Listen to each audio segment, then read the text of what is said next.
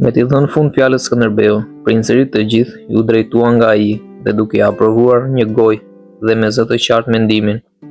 po e lavdëronin forte, po e ngrinin në qiell si shpëtimtarin e lirisë. Dhe të gjithë lavdis, dhe kështu pasi i lanë atij të gjithë me radhë e me vullnetin e lirë, dhe i kaluan gati si me dorë pushtetin popujt ushtrit dhe pasi besuan drejtimin suprem të gjithë gjendjes dhe kujdesin e luftës, e zgjodhën kryetarët e kapetanët të tyre të vetëm. E të gjithë e quajtën mjaft të Zot për këtë pushtet, duke e broruar rrezim patizuar fort, sepse edhe vetëm nga emri i tij, si nga ndonjë rufe, çdo kënd i Maqedonisë mund të mbrojë kundër çdo sulmi të armikut. Krahas këtyre, ajo përvoja e tij për punët e luftës dhe gjithë ato këshilla prej kapetani, njohja pastaj për një kohë të gjatë e zakoneve dhe jetës së barbarëve dhe gjykimi i sigurt për ta nga shoqëria dhe eksperjenca e gjatë. U ndiznin të gjithëve zemrat me një shpresë më të madhe dhe më të sigurt për fitoren. Por një gjë shumë e madhe, pas shumë zëtime se blatimesh, që edhe ajo e Arjanitit, duke ngritur i pari nga të gjithë në këmbë, dhe pasi lavdëroi me fjalë fort të merituara edhe mbretërinë e babës Gjon, edhe qëllimin e të birit, e shenjat e mbarë të tërmërisë dhe të fatit të tij, i ofroi një tribut të përvitshëm, me gatishmëri bujare dhe të shënuar duke thënë: "Gjerë tani, me që unë pëlqenja paqen e turpshëm përpara armiqve të zezë dhe lirinë e shëmtuar në vend të luftës së gurzes, tributin e merrte Murati, tani pranoje ti o trim. Më të lumtur pranoje me pëlqimin e perëndive e të njerëzve këtë peng besnikërie ka një njeri në mos shpirt madh, por të paktën jo bukshkel, se unë të caktoj ty,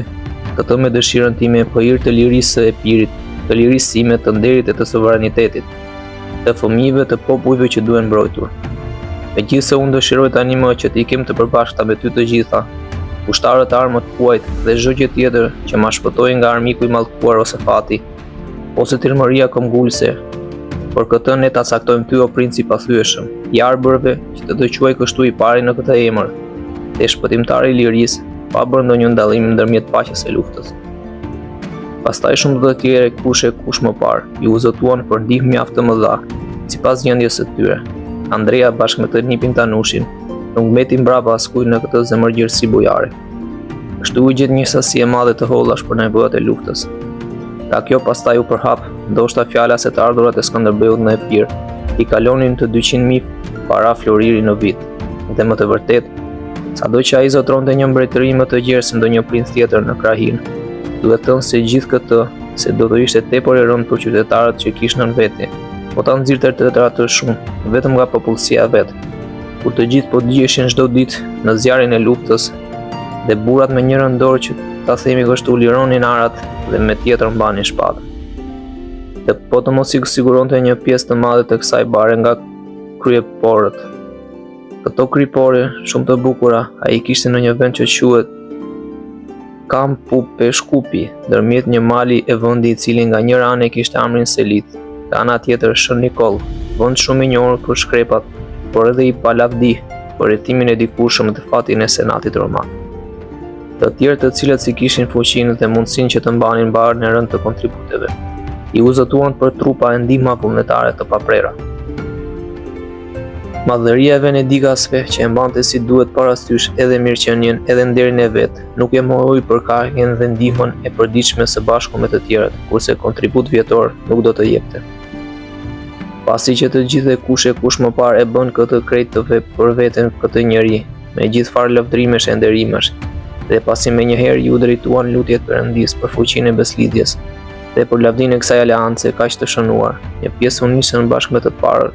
në kruje, të tjerët u shpërndan secili me gëzim të madh e me shpresën më të madhe për të vendet e veta. I pari nga të gjithë erdhi në kruje i thurur nga kufit bashkë me roën Mojsiu,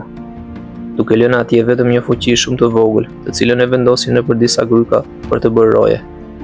Në këtë roj kishte pak më shumë se 5.000 veta, sepse një shumicë i patlëshuar për në shtëpi Skënderbeu kur po nisi për në kuvend. E pastaj, më së shumti nga krejat u dërguan për të mbledhur ushtar me njëherë, sapo doli vendimi.